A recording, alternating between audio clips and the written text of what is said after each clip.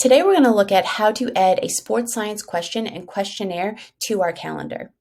We recently unlocked a new feature and you can now ask multiple choice and yes and no questions. So first thing we're going to do is head over to our calendar and show you how to build that out. Once inside of our calendar, we're going to hit that Add Exercise button. From there, we want to make sure our sports science icon is selected. It's important to note that in order to build a questionnaire, we need to have questions already created. So for our recovery questionnaire today, we're going to start by adding a new question. And the first question we're going to ask is, did you spend time recovering after yesterday's training? I'm going to make this input yes or no.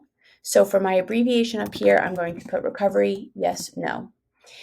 This abbreviation is important because the report can't pull this entire question. So this abbreviation allows us to know what that data is correlating to. From there, I'm going to add my question and then build my next one. How long did you spend recovering? So for this, I'm looking for the amount of time they spent. So I'm going to put recovery time in my abbreviation and I'm going to leave this as the range slider.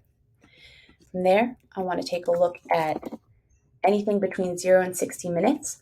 And in this box right here, I'm going to include a description to better help my athlete understand what kind of answer I'm looking for. So for this, 1 equals 1 minute and so on.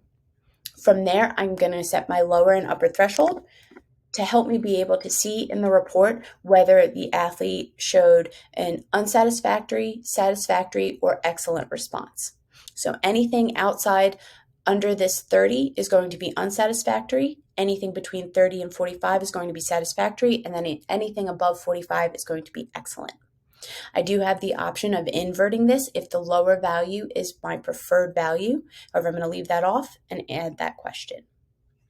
Final question I'm going to build is going to be our multiple choice, and we're going to ask what recovery tools did you use?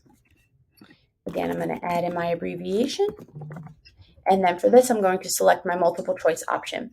So from here you can see the response labels will begin to drop down, and then I can input the various responses.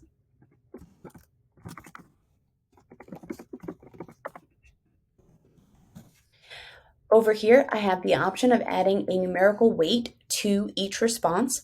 This, again, is strictly for reporting purposes. So this allows me to see any totals or averages over time in the report. However, for this question, a numerical weight isn't really relevant, so I'm going to leave it blank. I am, however, going to add a color coding option to each response. I have the ability to choose between red, yellow, and green. So for these first three, I'm going to make them green because I'm not really concerned with what modality they used as being better than another. I just want to know that they used one. However, for this last response, I'm going to make it red because I want it to be flagged if they didn't do anything at all. It's important to note that this color coding feature is only available in our gold subscriptions or higher. From there, we're going to add a question, and then we're going to build out our recovery questionnaire. And hit Add Recovery Questionnaire, and then from there, I'm going to add in my questions.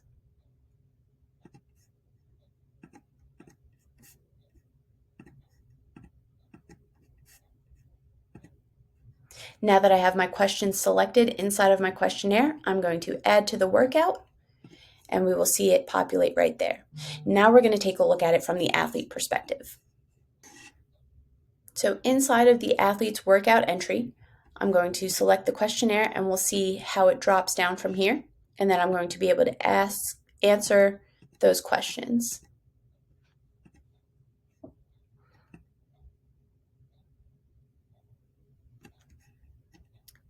With my multiple choice, you'll be able to see this drop down will show our response labels, and then we can select, and the athlete's questionnaire is complete.